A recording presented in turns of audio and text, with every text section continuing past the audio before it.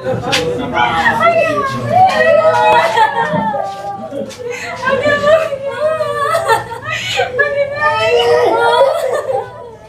आया था, पुलिस नहीं गई।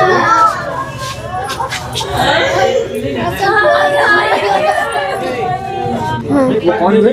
दादा।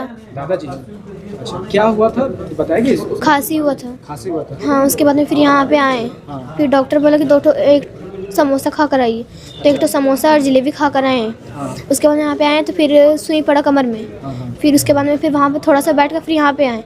फिर नस में सुई पड़ा तो फिर उसको वाइटिंग होने लगा। उसके बाद में फिर चक्कर आ गया, फिर गिर गए। उसके बाद में उसको पकड़ कर वहाँ पे लेटा दिए। कितना दिन में वोमिटिंग होने लगा सुई देने के बाद? बस 1 मिनट के बाद में फिर वोमिटिंग होने लगा। मिनट में?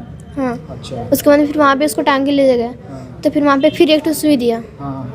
उसके बाद में फिर मतलब फिर वाइटिंग होने लगा वहीं पे। हाँ। उतने ही। अच्छा, तुम देखिए। बरही में इलाज बना मौत का कारण, झोला छाप व्यवस्था ने फिर छीनी एक जिंदगी। जी हाँ, बरही में एक बार फिर रूह कंपा देने वाली और मानवता को शर्मसार करने वाली घटना सामने आई है। मामूली बीमारी का इलाज कराने निकले एक गरीब व्यक्ति को क्या पता था कि यह सफर उसके जीवन का आखिरी सफर बन जाएगा। खोंडाहर निवासी 48 वर्षीय कल्पू महतो सिर्फ खांसी की शिकायत लेकर बरही पहुंचे थे, लेकिन इलाज के नाम पर उन्हें मौत थमा दी गई। हैं कि ये हमारा इस आदमी ने हमारा आदमी को मार दिया। हाँ, बस यही लिखेगा। आपका क्या काम है? जेल जाएंगे। तो जेल तो जाएंगे नहीं, आप नहीं जाएंगे। जेल तो जाएंगे। मतलब ये चला किस बेस पे रहे थे यहाँ? सारा जांच होगा। कैसे जांच होगा? आप यहाँ लिखिए। भरत भैया, पहले तो अरेस्ट करें उनको, उसके बाद हम लोग अरेस्टिंग में अरेस्टिंग में है। लेकिन है कि FIR होने का हमारा वो नहीं है रंजीत। हम भी एक दिन का नहीं, एक तो जो चला गया।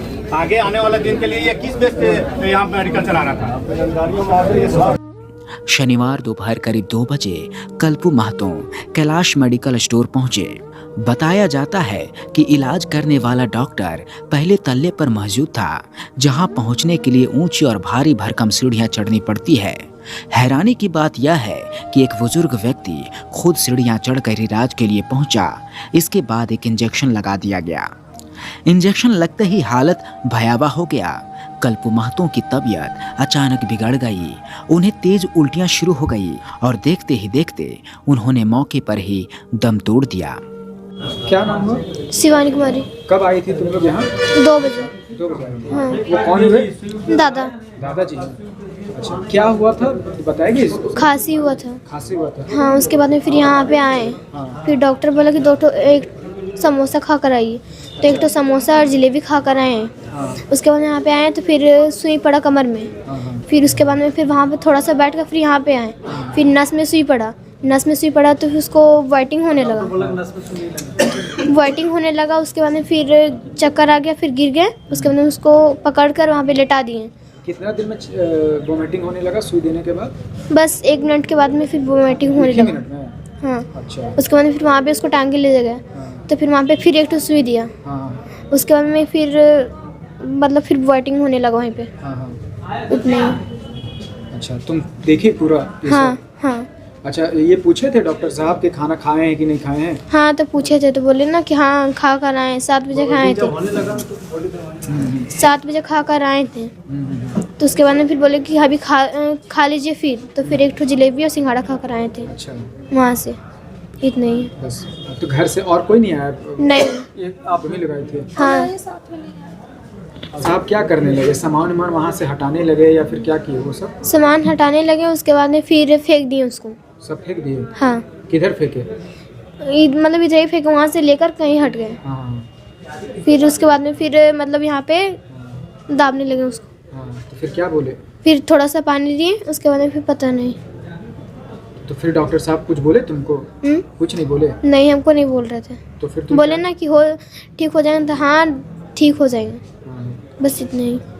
अच्छा, और कुछ नहीं बोले कि किसी को कॉल करो नहीं करो ऐसा कुछ? नहीं, किसी को कॉल मतलब नहीं करने हैं। हम खुद ही अपने अंकल पास कॉल किए। कॉल किए? हाँ। तो क्या बोले फिर अंकल?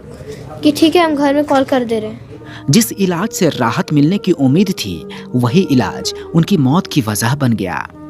परिजनों का आरोप है कि यह घटना घोर लापरवाही, गैर जिम्मेदार रवैये और झोला छाप चिकित्सा व्यवस्था का नतीजा है। यही वह कड़वी सच्चाई है जिसे समाज और प्रशासन अक्सर अनदेखा करता रहा है। जहां झोला छाप डॉक्टर गरीबों के पसीनों की कमाई से अपनी रोटियां सेकते हैं और कीमत गरीबों को अपनी जान देकर चुकानी पड़ती है। यह हादसा सिर्फ एक व्यक्ति की मौत नहीं, बल्कि यह हमारी चरमराई स्वास्थ्य व्यवस्था, प्रशासनिक उदासीनता और सामाजिक चुप्पी पर करारा तमाचा है। हम लोग आदमी मरा है उसके बारे में नहीं सोच रहे आप लोग। अरे जो मरा उसके बारे में कल कोई मर नहीं जाए, कल के लिए कल कोई नहीं मर जाए उसके लिए हम लोग जो आज मर गया उसके बारे में नहीं सोच रहे, कल कोई नहीं मरे उसके बारे में सोच रहे हैं। इसके लिए है ना, आप ये समझने की कोशिश भारत के करिए। एक नागरिक जो है ना हर एक अपराध को रोकने के लिए जिम्मेवार है, ना कि पुलिस। सुनिए बात को, आप भी जिम्मेवार है।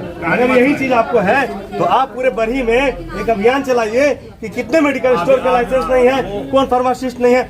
हम अगर आपके सहयोग में नहीं रहेंगे तब ना आप बताइए। अब अगर इस चीज का किसका, अब हमारा जो काम रहेगा, हमारे कहाँ से पुलिस मैनुअल में लिखा हुआ है कि स्वास्थ्य विभाग का संबंधित फार्मासिस्ट को हम बिना आप बोलाइए ना, तो हो गया ना आपका मामला। जहाँ मामला आया है मैं आया हुआ हूँ, मैं उस समय से आया हुआ हूँ जिसमें से एक कोई व्यक्ति नहीं था, मात्र एक पीड़ित परिवार का एक व्यक्ति था जिसका मेरे पास वीडियो है, और एक ये भाई साहब थे। उस समय से मैं अभी भी यहाँ हूँ। इनके कहने अनुसार अभी मैं रुका हुआ हूँ कि सर मेरे परिजनों को आने दीजिए। परिजन भी आ गए, लोग भी आ रहे हैं। आगे का जो भी कार्रवाई होगा, जब तक आप लिखित कार्रवाई नहीं करते हैं, क्योंकि अभी मौखिक में जब इतना बात निकल सकता है, हम लेके चले जाए, न बॉडी को आप ले जाने दे रहे हैं, न व्यक्ति को ले जाने दे रहे हैं, तब किस आधार पर लेके जाए? आप बोल रहे हैं यहीं पर बात होगा। अमीरों के लिए बड़े अस्पताल, महंगे डॉक्टर और सुरक्षित इलाज मौजूद है, लेकिन गरीब, मजदूर और बेरोजगार आज भी ऐसी असुरक्षित व्यवस्थाओं के भरोसे जीने को मजबूर है, जहां इलाज और मौत के बीच की लकीर धुंधली होती जा रही है। सबसे बड़ा सवाल ये है कि हम कब जागेंगे? हम बरही के लोग परिवर्तन में विश्वास कब करेंगे? जब तक जाति, धर्म और लालच के नाम पर अपनी बहुमूल्य वोट 500,000 में बेचते रहेंगे, तब तक ऐसी कुर्बानियां सिर्फ हम गरीब को चुकानी पड़ेगी। नेता अपने राजनीतिक स्वार्थ और संपत्ति बढ़ाने में व्यस्त हैं, प्रशासन मौन है और झोला छाप खुलेआम फल फूल रहे हैं। शायद इसलिए क्योंकि इन हादसों का दर्द सिर्फ गरीबों के हिस्से में आता है। नेताओं के परिवार तक इस प्रकार की आग नहीं पहुंचती।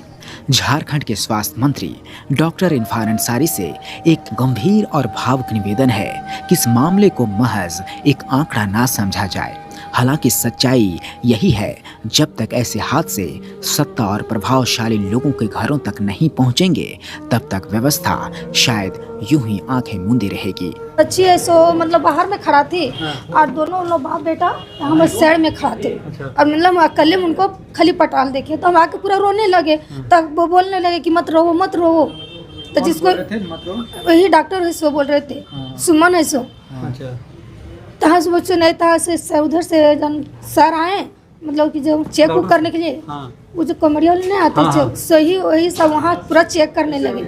तो बोले कि नहीं इसमें कुछ नहीं है, हम इधर उधर कर दिए कि इधर तो मतलब थी हो गया, मतलब जो सुई लगाया था सब फेंक कर दिया, हाँ सलाइन जो लगाए थे फिर कुछ भी नहीं था। अच्छा, सब हटा दिया? हटा दिया। कौन हुए आप? उनका बहू।